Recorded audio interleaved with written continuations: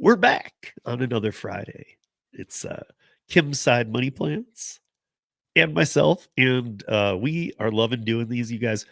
Again, if you're not already subscribed, check out Legal Rideshare.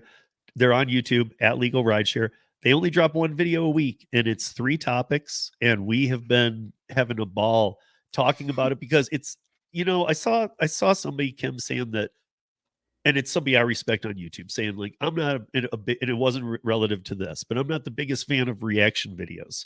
And I have to say, I don't feel like ours is reaction, because ours is, they're 2 lawyers talking about these topics. And then we're 2 people, workers, boots on the street, giving what we would do on any other live and talking about these same topics. We might not agree with them. It's almost as if the 4 of us are really having the conversation, but in 2 parts. It's not a reaction like, oh, did you see the way that happened? Or do you agree with that at all? I don't know. No, I feel like it's like I wouldn't call these reactions, I guess. I don't know what their title is. I feel like it's discussions, if that makes any. I feel like we're discussing the same topic, just from 2 different perspectives. Like they're discussing it from a lawyer's perspective, and we're discussing it from a driver's perspective, which I feel like it's very unique in a way that totally. It's 2 different ways of looking at the things that happen in this gig economy. So I've been having tons of fun doing them. Yeah, I mean, and at the end too, it's not like, again, if you are just catching this as your first one, make sure again to go over and subscribe to Legal Rideshare. But it's not like we're disagreeing. In the end, we pretty much all agree. It's just sometimes it's like, maybe those 2 are a little different, but they're coming to the same conclusion. And then you and I have a little different, and we come to the same. So really, we're kind of meeting because we really agree with pretty much. I don't know about you, but with a lot of things Brian says, I'm right there with him. Yeah. It's just a different, it's so weird because it's such a different way of looking at it. Yeah. So we need everybody to do us a favor when you're watching this. First of all, go over to their channel, subscribe if you haven't done so, give theirs and ours too a thumbs up, and then also make a comment on their channel. We're good if you don't make a comment on ours. Make a comment on there saying, Kim and Steve sent me, or just comment on what we're talking about today. Or a question. Yeah. Because I know they've been loving those, and I don't know if they're reading ours. Maybe we should send them to us. Send them ours, like in an email every Wednesday or something. Here was our questions from last week. I mean, but again, it's better if you guys go put those questions over there.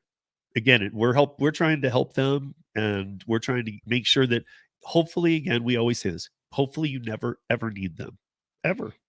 And also, don't forget their survey, too. They're asking drivers to take survey. It's super quick, super easy. What was it, 5 questions? Was it 5 questions? I can't even remember. It was. It honestly, it took me, and I'm not kidding, it took me 30 seconds. Yeah, it's really easy. So go do it. They're looking for feedback. They're looking for drivers' opinions. Go take it. You get a chance to win $100 gift card. Hello. That's good. That's awesome. Yeah. So, yeah, guys, we're gonna dive in here with them, and as you know, they cover 3 topics, and then we give our take on them. And I'm not going to call them reactions anymore. It's just discussion from a different place. But let's see what Jared has to say. Welcome to This Week in Rideshare podcast. I'm your host, Jared Hoffa. It is Thursday, August 15th, and this week, Gen Z joins gig work, Uber fights lawsuits, and issues with robo-taxis. Legal Rideshare breaks it down.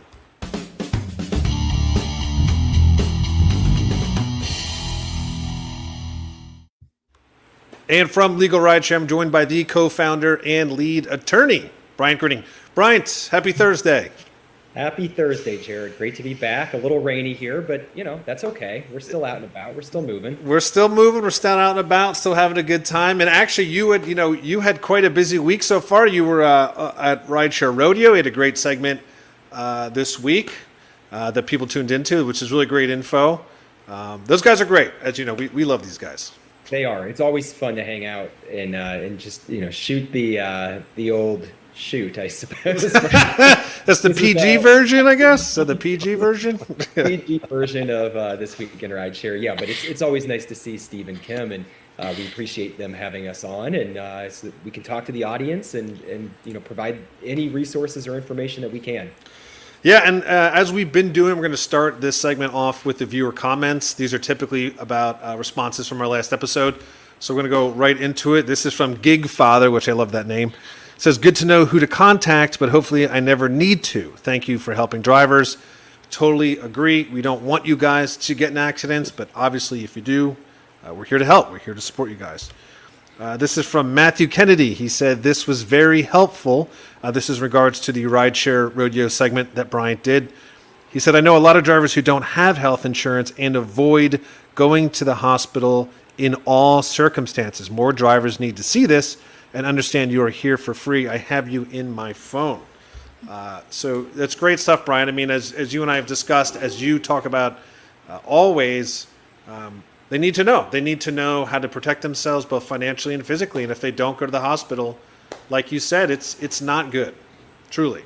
Yeah, that's why we do these episodes with people in the community. We want to get the word out there that, one, Legal Rideshare is here to help. Our services don't cost anything out of pocket. Consultations are always free. And if you get in an accident, if you're injured, the best possible thing that you can do is just give us a call.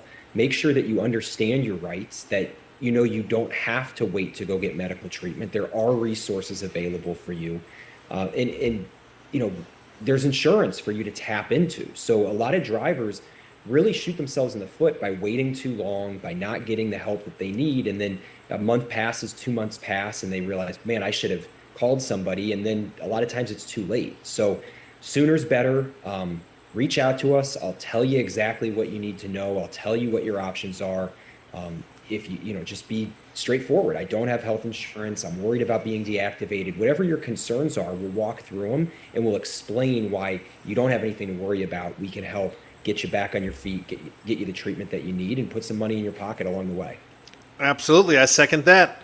And that being said, we're going to jump into our topics of this week. We're going to start with the first one here. Gen Z joins the gig work movement, and this is from NBC Miami. And they reported, quote, according to Bankrate, more than 48% of Gen Zers and 44% of millennials has a side hustle. Also, parents or guardians of kids younger than 18 are 45% more likely to have a side hustle.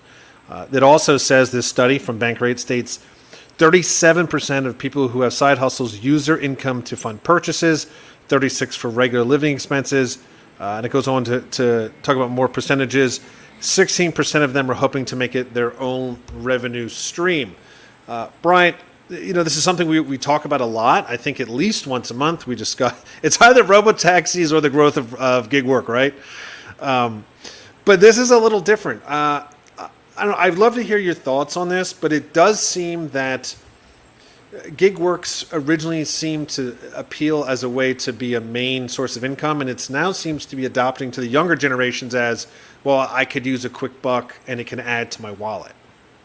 Yeah, it's not surprising that we're seeing the younger generation step into the gig economy. They're now of age where a lot of them do have jobs. They're just entering the job force, and they're realizing that it costs a lot of money to survive in this world. A lot of times just the one salary from your everyday job is not enough to provide for your family or keep a roof over your head or maybe just live the lifestyle that you want to live. A lot of these Gen Zers and young millennials have big aspirations. They want to live in high-rise buildings in metropolis areas. They want to have the new clothes or whatever it may be, and just a traditional income in a economy that's frankly hurting. Inflation is high.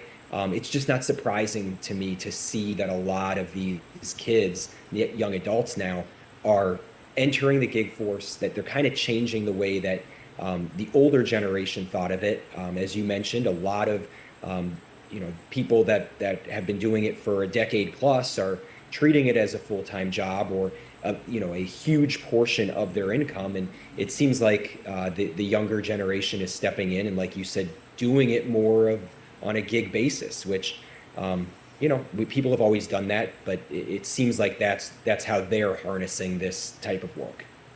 Yeah, don't get me wrong. We've spoken to gig workers and specifically drivers who, had retired and were using the side hustle or the gig work driving, to just to have a little extra money or just something on the side or for vacation. So it wasn't always that, but we have heard many a times that Uber's original lore, 10 years ago or even 8 years ago was this was so good that a lot of drivers stopped doing anything else. And so as Uber slowly squeezed them, and it's almost like the frog in the slow boiling kettle, they got squeezed.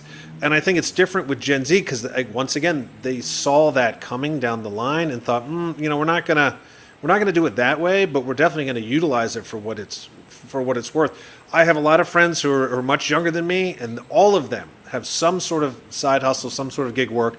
Some are doing delivery. Some have their own Etsy shops. Some have their own small businesses. Everyone's, it's just it's like you said, they're figuring out how to make it work for them, and good for them. I mean, that's the best way to do it. Yeah, and I do think it's important to just, follow up on exactly what you were saying is this, when Uber and Lyft started, they really billed themselves as gig work, as side hustle, as here, make yourself a couple extra dollars. And that's how people originally joined that economy. It was a side hustle. People weren't just immediately quitting their day jobs and becoming Uber and Lyft drivers. But at the beginning, the pay was pretty good. The flexibility was really good. People really got used to that lifestyle, and they said, all right, I'm going to change my life to make this my job. I'm going to quit my 9 to 5. I'm going to buy a new vehicle. And they really, along the way, found that there was a bait and switch, that what was once really great money, really great flexibility, allowed these workers to use this as a full-time job was just no longer feasible. It became, after they changed their lives, something that wasn't sustainable. The money wasn't there. If you wanted to earn enough to keep a roof over your head, you had to work all sorts of crazy hours.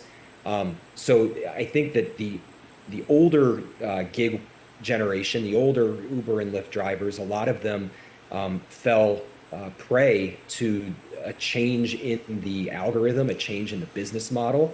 And Gen Z and the millennials seem to have learned something and gone back to the original form of, let me do this to make a couple extra bucks. And that, it seems to be working for them. Yeah, well said. I think, it's interesting. We both kind of had the same thoughts on that. And and again, as we talk about every week, it feels like it's growing, it's adapting, it's evolving. One thing it's certainly not is it's not going anywhere. So it's just a matter of us as a society dealing with this and figuring out how it works, obviously. Our second story is an interesting one. All right. Obviously, Kim, we have, excuse me, obviously this one aligns right with both of us. So, but go ahead. Okay, so as I was watching it and listening to it, I had to Google what Gen Z actually was. I always get confused. I'm glad you did because I was thinking. So please tell me too. Because okay, so Gen Z is from 1997 to 2012. So the ages of 12 through 27 currently right now. So that's Gen Z. I had to figure out my son exactly is a Gen Z. Okay. I should know this. Okay. I should know this. Yeah.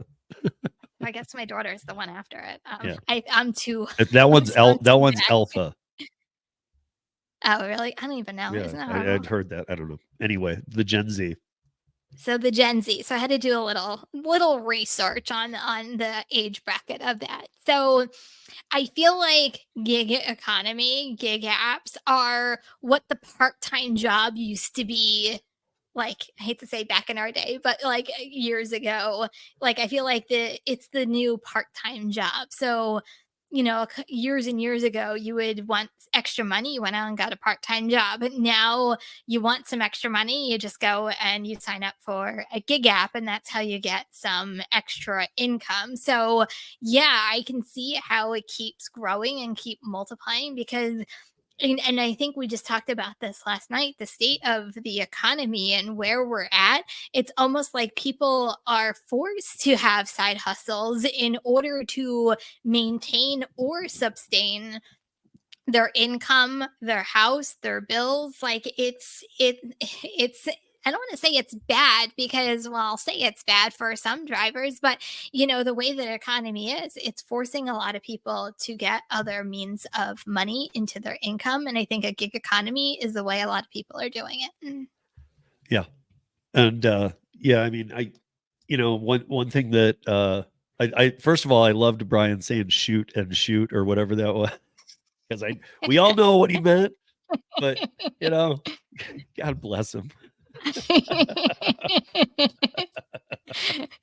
Yeah, that kind of made me giggle. There's other moments that I've caught over time, knowing him for many years, that you guys, as you become acquainted with the channel, when you sub there, you'll notice that like those are those like transparent moments that's all you need to go. This guy's straight up like. It's just it almost is like there's the truth right there. I do have one more, Brian. Who are you calling old? I'm just saying. You were saying old drivers. Yeah, who are you calling old there, man? I'm just throwing that out there. I was sitting here going, I've been here since the start. What are you gonna say? Because but I agree. I mean, I agree. I think that I don't know the stats on Gen Zers. Obviously, Kim even looked up the age. We've even talked about which ones these are on other things before, but I don't know what the stats are on Gen Z. I know that my son and his friends are all at that age of getting jobs, or they've had them. None of them are doing gig work. Now, again, a lot of them aren't really rideshare age ready yet. But they are aged to do DoorDash and things like that, and they're not. I don't know. I don't know if the Gen Zers are, or if it's. I think I'm like more aligning here with you, but also aligning with them is that I think it's just everybody. I don't think we can. I think everything they said is right, but I don't think it's just Gen Z. I think it's the old timers, as you say, Brian. We call it old. But I think it's everybody doing anything. I think it's people that said a year ago, I will never work in the gig economy, even if I do need some side money. I think they're here. Yeah.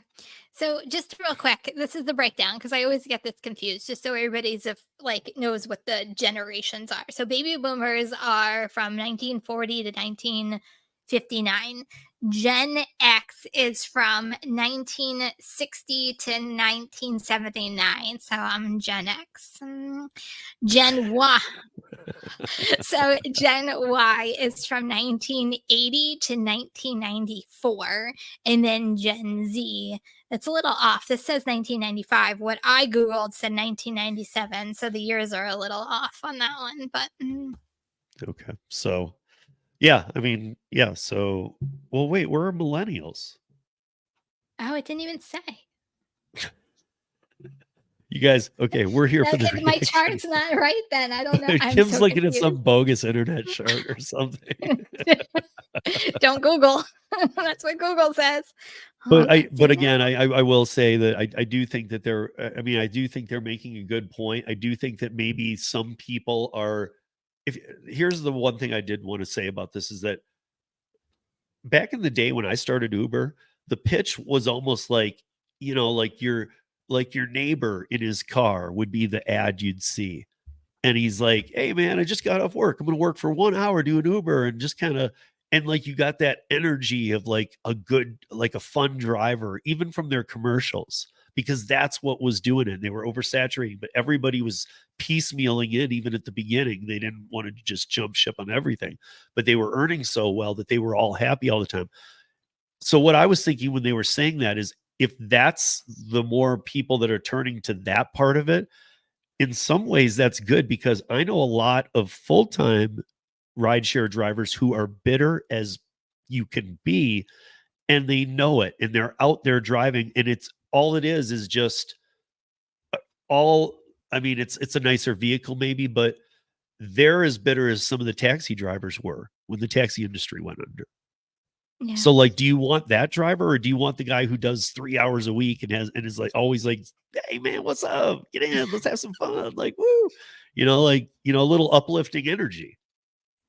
Because I know me, if I'm around, I'm in touch with that. So like, if somebody's like, ugh, how's your day? Just, it sucks. Like, okay, this is gonna be a fun ride.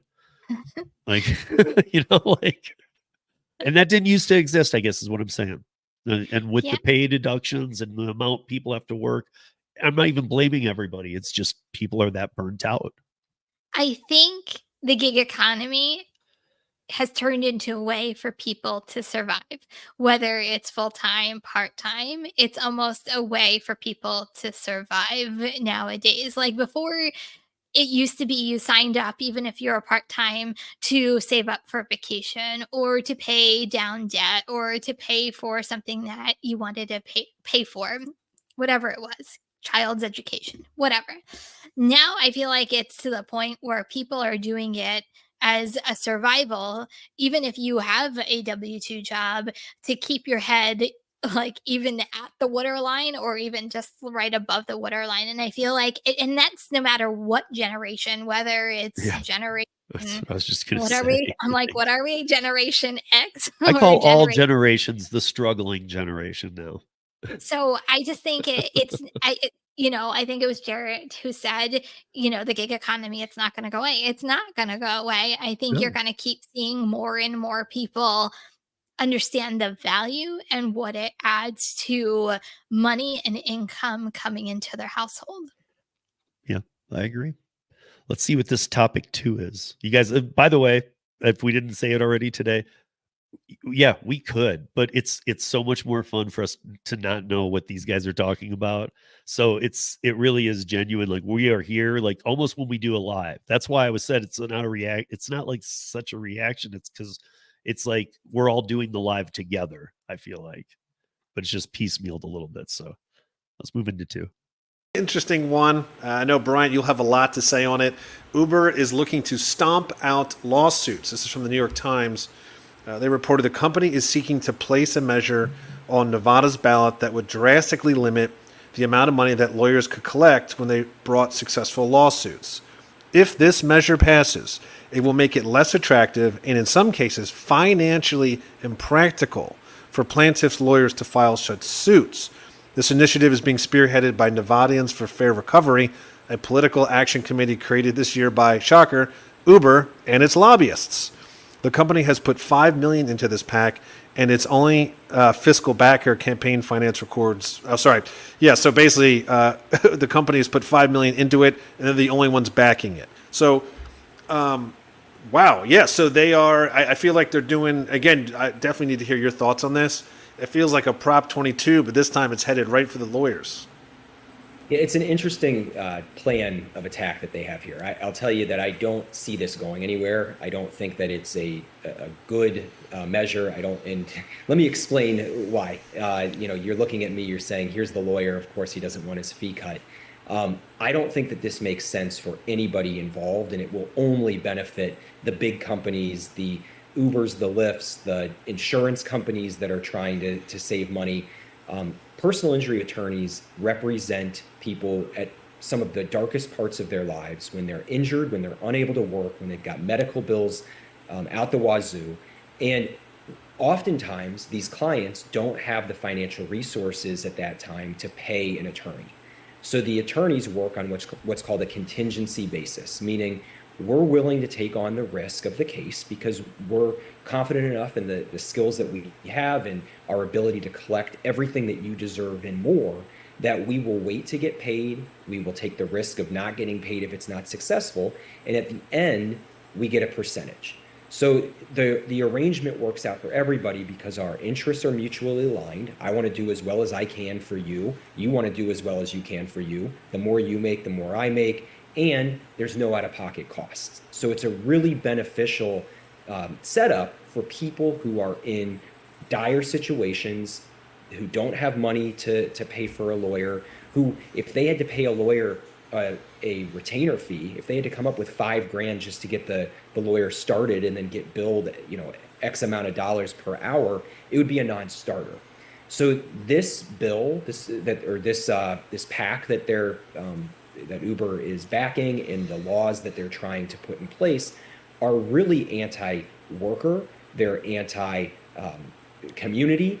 They are trying to take the rights away from people when people need to be able to exercise their rights the most. I don't see any way that the plaintiffs bar in Nevada will allow this to go forward. I don't see any way that labor organizations will allow this to go forward. We're talking about a state where labor is huge. We're talking about Las Vegas. We're talking about Reno, where there's all sorts of labor movement. There's all sorts of unions. So I think this is wishful thinking on Uber's part. It's creative, but it's in my mind, it's not going anywhere. Yeah, it's kind of interesting to me too. In the article, I guess the counter in the article they said, but businesses have long complained that high contingency fees drive up costs for the public and exist primarily to enrich lawyers. So first off, they don't say which businesses; they just throw the word businesses out. And I'm not really quite sure how that makes sense, because just as you said, why would that be driving up costs for the public? The whole point of this is that the public can afford a lawyer, and then obviously when the settlement happens, then you get a fee from it. Right. It sounds like scare tactics. I don't know. It is, and you see this often where they talk about, oh, this is raising your insurance premiums. Well, it's just not the case. What's happening is you're buying insurance for an incident that may or may not occur. So every month you're paying a premium, and the insurance companies make money, and the insurance company's pocket is getting bloated. And then the insurance company is whining when something goes wrong and they have to pay a settlement. Like, that's what they're here for. That's why you pay every month.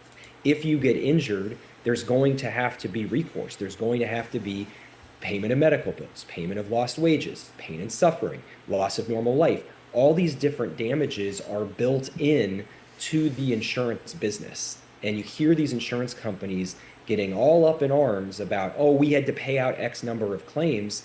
That's literally why you exist. That's why you're getting paid every month by every driver, by every person in the state is putting money into your pockets so that when things do go wrong, you'll be there to help. So stop whining and let's talk about what really matters is getting people back on the road, getting injured people the recovery that they deserve.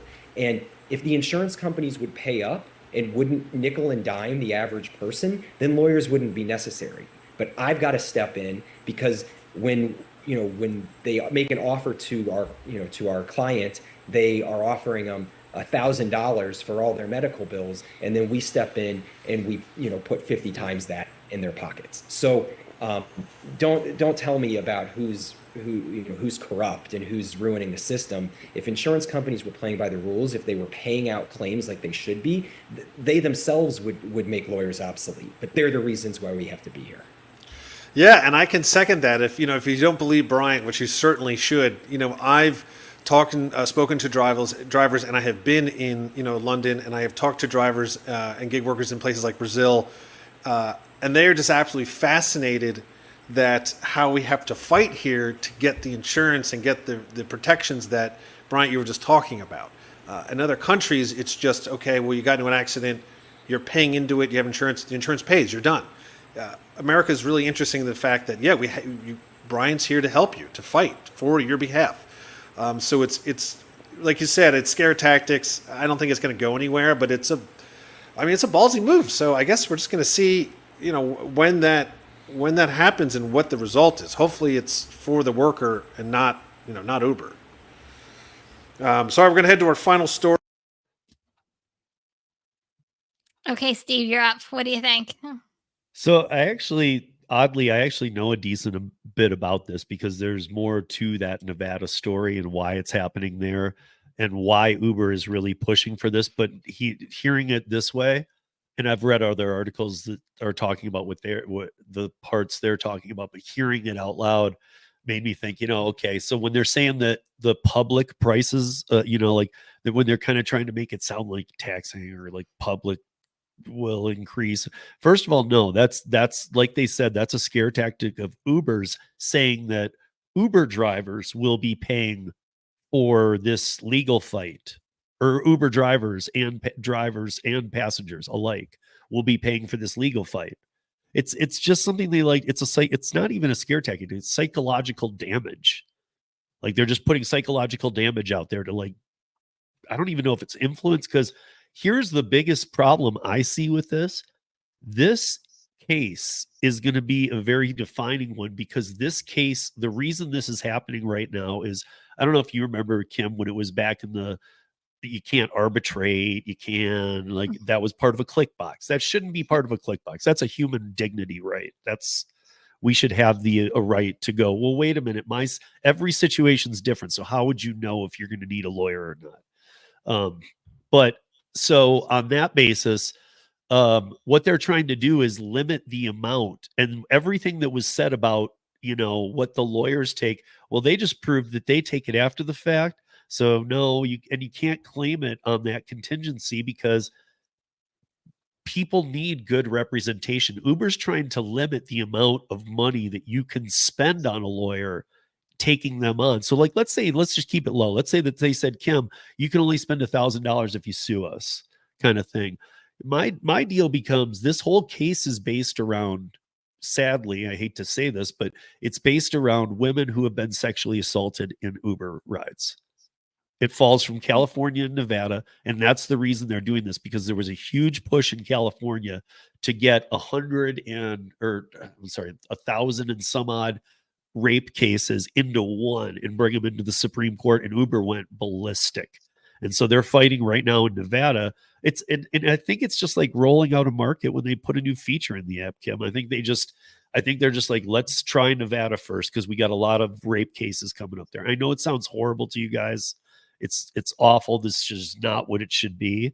But I really think that it's almost like while they're doing this, let's learn if we can cut back on other ways that they can have attorneys and stuff. But that is the big underlying case.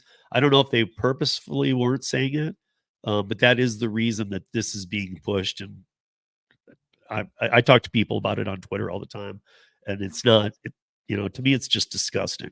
There's some things that are just not right, but this is beyond not right. This is like so wrong. I don't know. Only thing I kept thinking is, okay, everything a lot of these companies do is to put more money in their pocket or not dish out money out of their pocket. That's a lot of their deciding factors in everything that they do. So I'm thinking, how many lawsuits do they have pending in Nevada in order for them to get on board with something like this to be passed? So I didn't even think that way. I was thinking about Las Vegas and autonomous vehicles in Vegas. I'm thinking, I wonder if they have like tons of lawsuits going on because of autonomous vehicles, and how many lawsuits do they really have going on? I didn't even think about what you actually just said, but I can only imagine how many lawsuits do they currently have going on that would make them say, I think we need to limit this so we're not dishing out as much as we should. Well, and imagine the limit. Like I said, imagine that you were only, okay, Kim, you can spend up to, let's make it a little higher. You can spend up to $2,000 on a lawyer.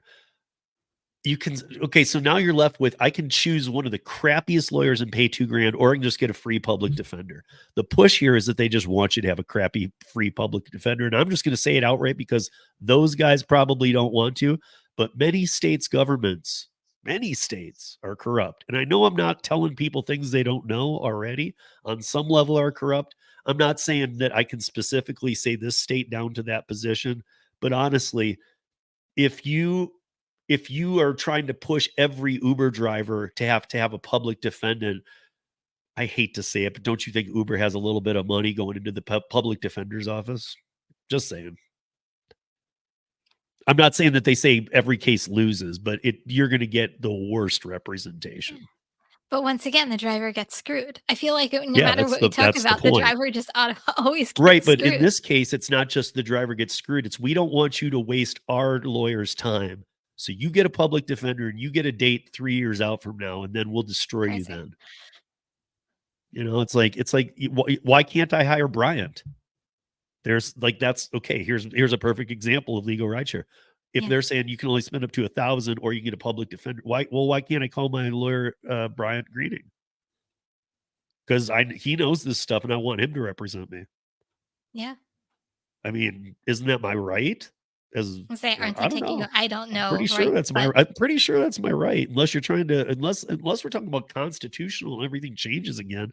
Pretty sure that's my right. to Isn't that our legal right to have representation? representation. Absolutely. But I guess the counterpoint would be, well, you'll have a public defender. I don't want a public defender. They probably have no idea on gig law. No. I need Brian or, whatever. I'm just saying that, this is bottom line. I don't see, this case actually, I need to add this though. This case actually has been going for a while. It's as big as a deal as like all the constitutional challenges and everything of Prop 22. And it has got some steam behind it. I hate to say that because it would really suck if even one state went that way, because we know how that works, and other states see it and they're like, "Oh, we can do that," and then Uber starts trying to pull that crap in other states. And so this is why we watch those stories. That if you're thinking, "I don't live in Nevada," this is why Kim and I, and on all the things we're doing and stuff, talk about these stories every Thursday and whatnot, because just because it's in Nevada and it's not you, we need to watch it, because if it happens, it could come to you real quick. Yeah. Uber's not slow to roll stuff out. We know this. If they find an angle on how to screw us more, I hate to say it this bluntly, but they will. Yeah.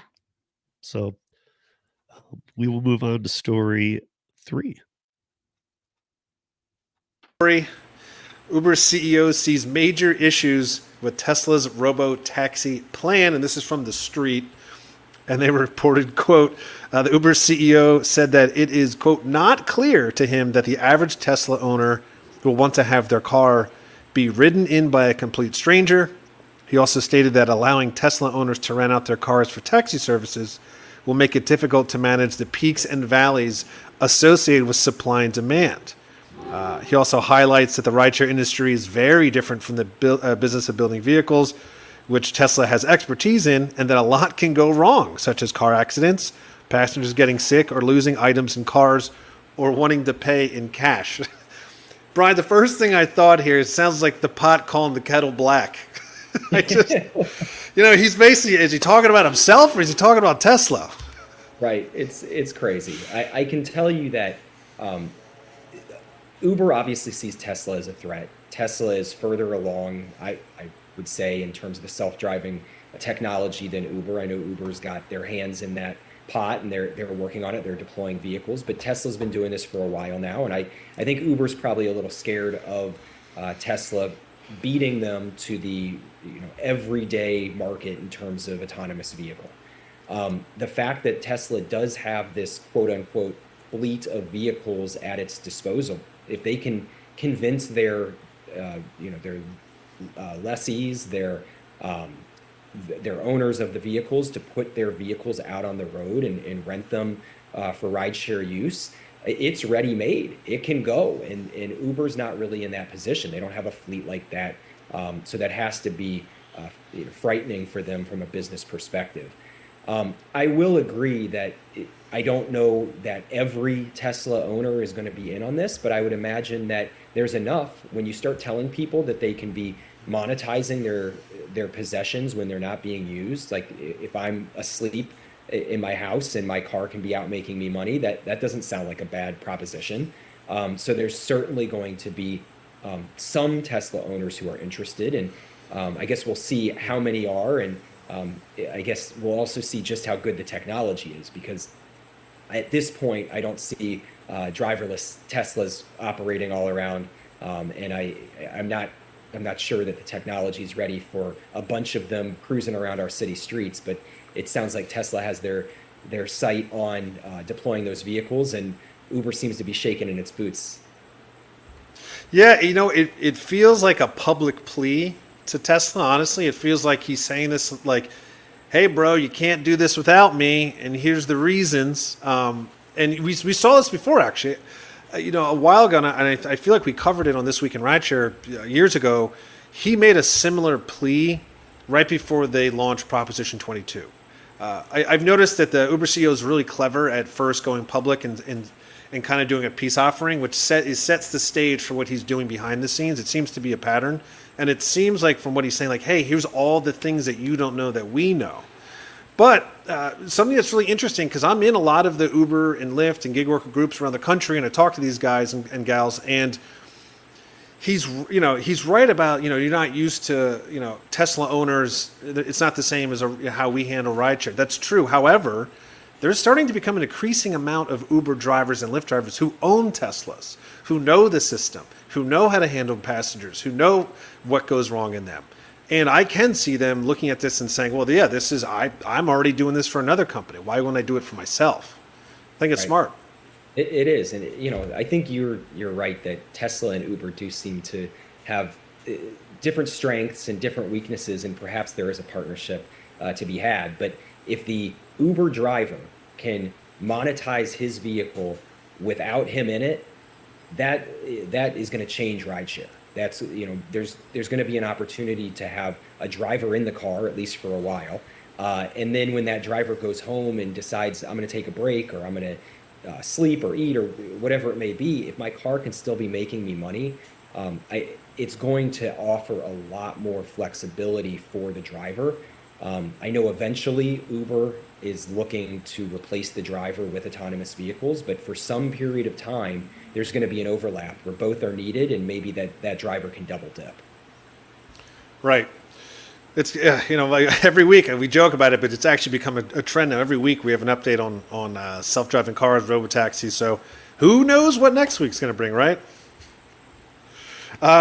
So that is our stories for this week. But Brian, I will give you the final say until we head off into what I'm calling my early weekend.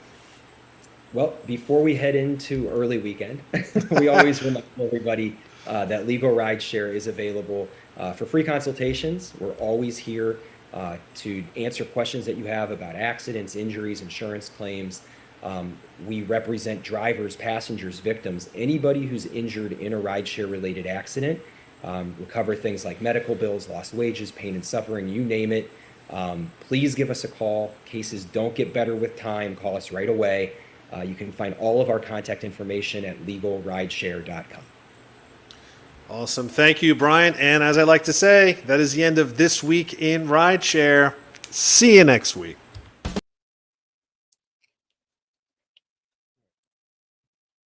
So, Kim, what do you got? I feel like this kind of circles back to like the very first article a little bit, in a way that they were talking about drivers. They can use it as another side hustle in order, to rent out their Teslas when they're not using their Teslas. I'm like, well, there's another side hustle for someone to make money. And it kind of comes full circle back to our very first article that we did earlier. So, like I said, I'm not a rideshare driver, so I don't know whether I'm the best person to really, dive But you don't into need to be to speak on autonomous. No, I mean, I think I've said this many times. I think we are far ways away from it ruling our world, and far ways away from us from it even being functional at Yeah. this point. Do I think it's going to come down the road? Absolutely. I think Right. it's the wave of the future, but the future being But the how key far word. of a future? Yeah, Right. exactly. Like that's my point. It's Like I and don't I think mean it's that the is now. pretty far because But I do I agree with what they were saying, though, that like I do think Uber thinks Tesla as a threat. I mean, when you think about it, they have like a fleet of cars at their disposal because they have the means, versus Uber. That's the company that, hires out a lot of their technology, hires out a lot of their drivers. Like everything is hired out, where Tesla, it does a lot of stuff in-house. So I do think there is a little competition going on. And, from that perspective, I think Tesla has the upper hand, and I think Uber is threatened. All right. Is it time for mine? Because I'm Go for ready. it. I'm ready to rip on Dara a little bit. First of all, Dara he has become just beautiful at lying. I mean, he is an amazing liar, because this is even since we've been doing Roundtable, the 3 years of Roundtable, this is the 5th time that they're back in autonomous. By the way, they're only back in autonomous because of this. This whole article was that Dara jumped on a moment because Tesla had a little setback. And so what happened? Kim and I know this. We talk about it all the time. Dara always will grab a piece of press that he can make 1,000 pieces of press out of, good or bad. But this was actually one where he got to go, we're going to lead autonomous because what, and if you go look up these articles, guys, just go look up Uber, just Google Uber Tesla. It'll come up right away, because it just happened recently where there was a setback with Tesla and their autonomous, and Uber said, "Oh, we're going to rule the autonomous division now." First of all, I've told you all, Bolt is number one.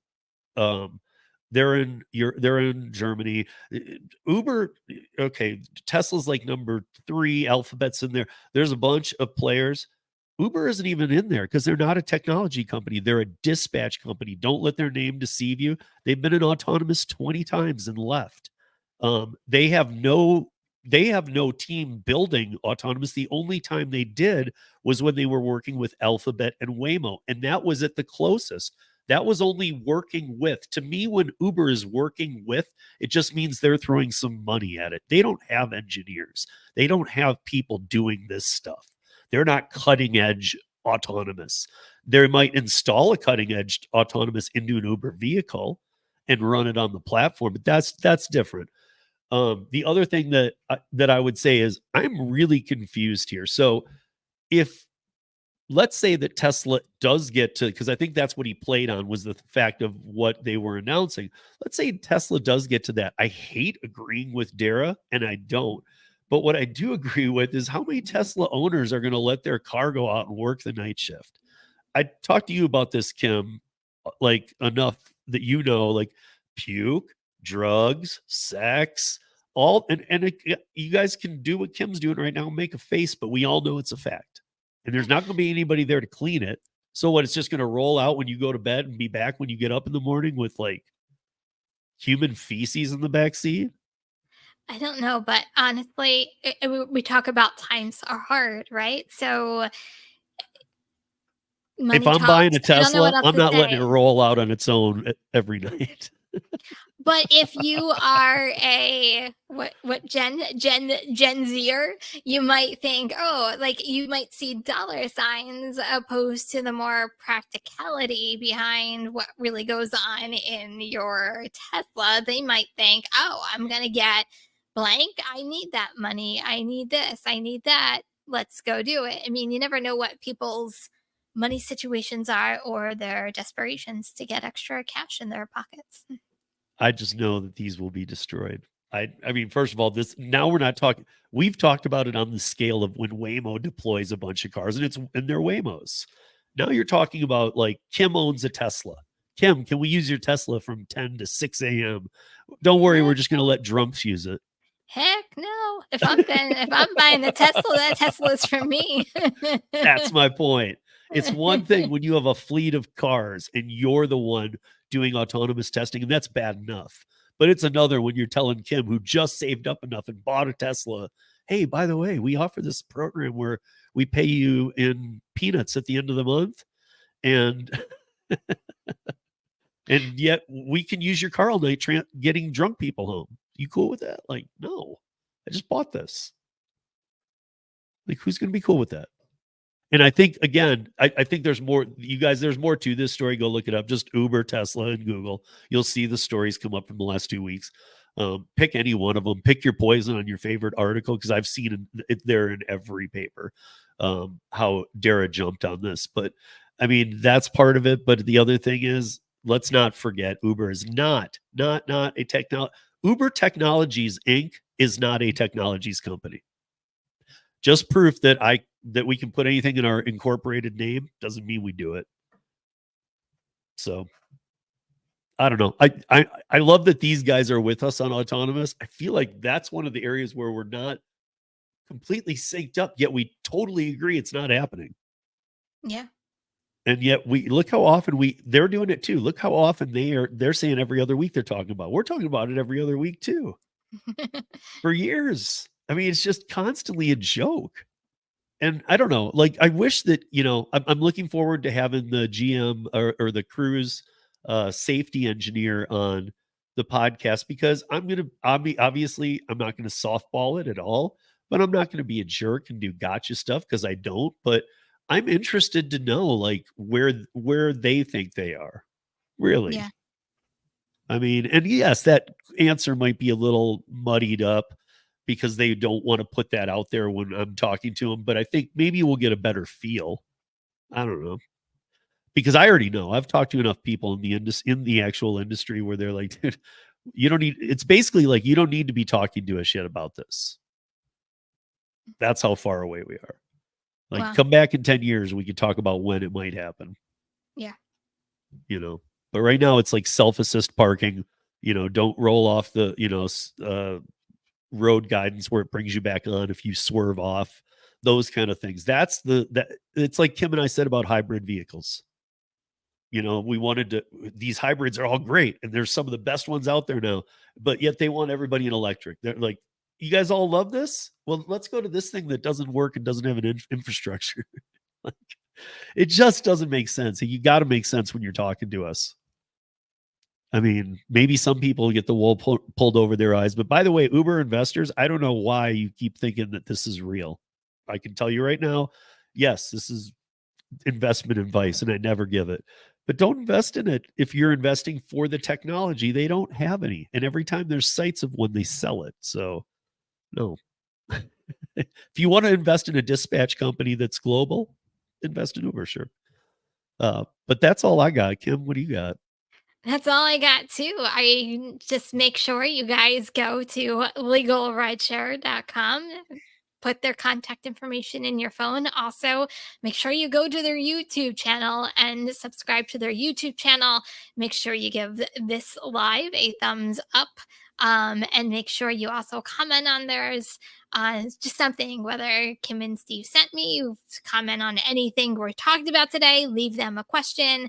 They are so good at responding to every single thing. So go check them out. And also don't forget to take the survey for your chance to win a $100 gift card. Yep. And the survey can be found in both Kim and my just show description. So just click it. Again, guys, it's like 30 seconds. Might as well roll the dice, right? Could be $100. But yeah, legal rideshare. Make sure that, like Kim said, that you have them in your thing. Take the survey. Also go and make sure to go over and give their video a like. We always put the video link to this week's that we just watched. Go over, give it a like. If you got comments about it, leave them over there. Not that we don't want them, but leave them over there because I've been looking. They've been very good about getting back to all of you that are new subs. So I feel like last week we did really good with setting goals, with trying to get them somewhere. Why don't we set a goal for them for this week? So how many views do we want to get them to this week? I'm gonna let you set it. Oh God. I I feel like Mary when Lou puts her on the spot. I know. 150. Okay, guys.